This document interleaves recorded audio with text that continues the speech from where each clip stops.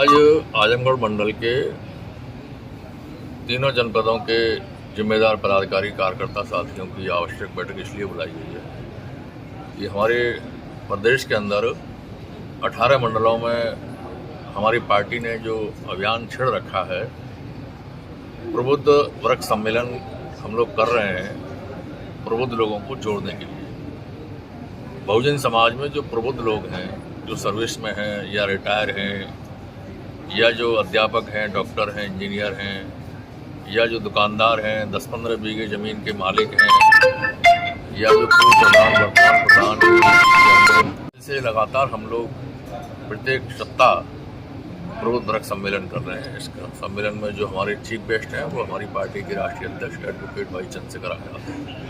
तो यहाँ भी ये कार्यक्रम 13 जुलाई को रखा गया है।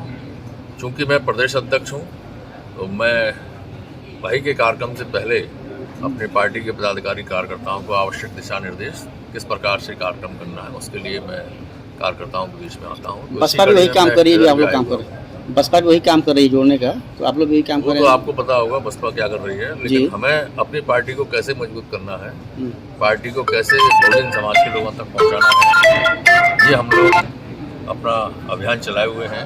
क्योंकि हमारे राष्ट्रीय अध्यक्ष जी के संघर्ष से जो युवा वर्ग है वो लगभग 80% पूरे देश के अंदर खड़ा हो गया है और अब 40 साल से ऊपर के जो लोग हैं उन्हें भी जोड़ने की आवश्यकता है।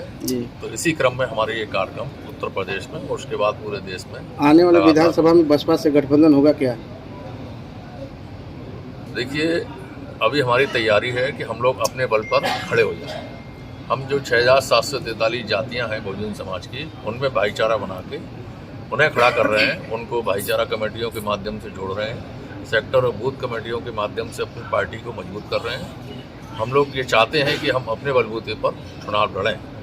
यदि इलेक्शन के समय कोई ऐसा प्रस्ताव और कोई ऐसी परिस्थिति बनती है तो इसमें हमारे राष्ट्रीय कार्यकारिणी के लोग, जो राष्ट्रीय कोर कमेटी है, हमारे राष्ट्रीय अध्यक्ष, जो वो निर्णय लेंगे उस निर्णय को हम उत्तर प्रदेश में लागू करेंगे। कई जनपदों से पदाधिकारी आए हैं, क्या निर्देश दिए गए?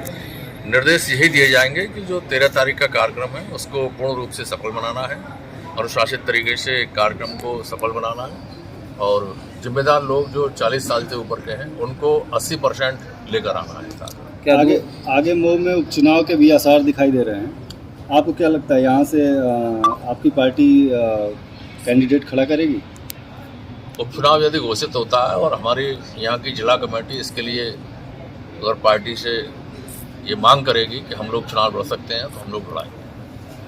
आगे समाजवादी पार्टी से आगे क्या संभावना है? कोई गठबंधन? समाजवादी पार्टी से या किसी भी पार्टी से यदि हमारा हाईकमान कोई बात चलाते हैं तो वह पूरी जिम्मेदारी हाईकमान की है, राष्ट्रीय कोर कमेटी की है, माननीय राष्ट्रीय अध्यक्ष जी की है।